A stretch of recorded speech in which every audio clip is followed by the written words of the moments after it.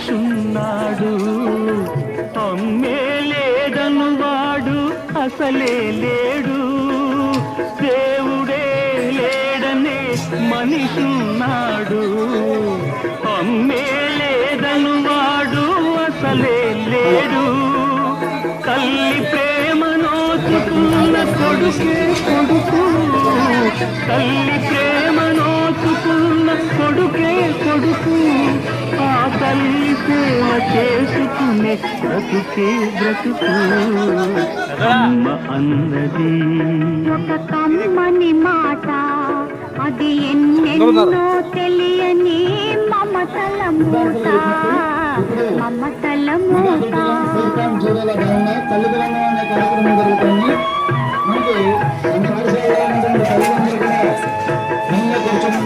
వారి యొక్క సంతానం పిల్లలందరూ కూడా తల్లికి కాళ్ళు కడిగి అలాగే గంధం బొట్టు పెట్టి అలాగే అక్షం తల్లి యొక్క బియ్యం వేసుకుంటారు. ఇది ఒక మంచి కార్యక్రమం ఈ రోజు మన పాఠశాలలో జరుగుతుంది.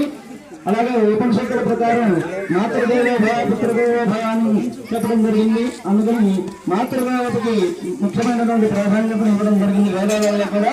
అటువంటిది ఈ రోజున మన పాఠశాలలో ఈ 4.0 మెగా పీఠం సందర్భంగా తల్లిదండ్రుల అనే కార్యక్రమం జరుగుతుంది. అందరూ కూడా ఈ కార్యక్రమాన్ని చూసి పాటించవలసింది.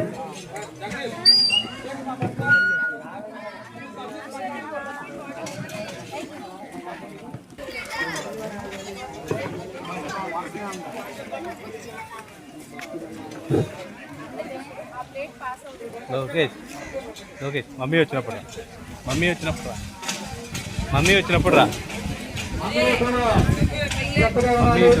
రా మరి కన్నుల పండుగగా చూద్దాం. మరి ఏనాడు కూడా తల్లిదండ్రుల యొక్క రుణాన్ని మనం తీర్చుకోలేని పరిస్థితి.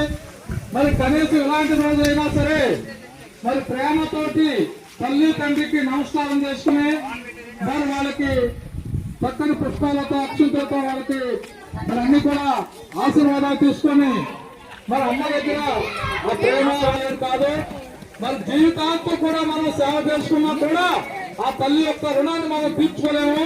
కాబట్టి మీ పిల్లలందరూ కూడా భక్తితో చక్కగా శ్రద్ధతో అమ్మానాలకి ఆ పాదాలు కరిగి ఆ నీళ్ళని దొంగ చేసుకోండి.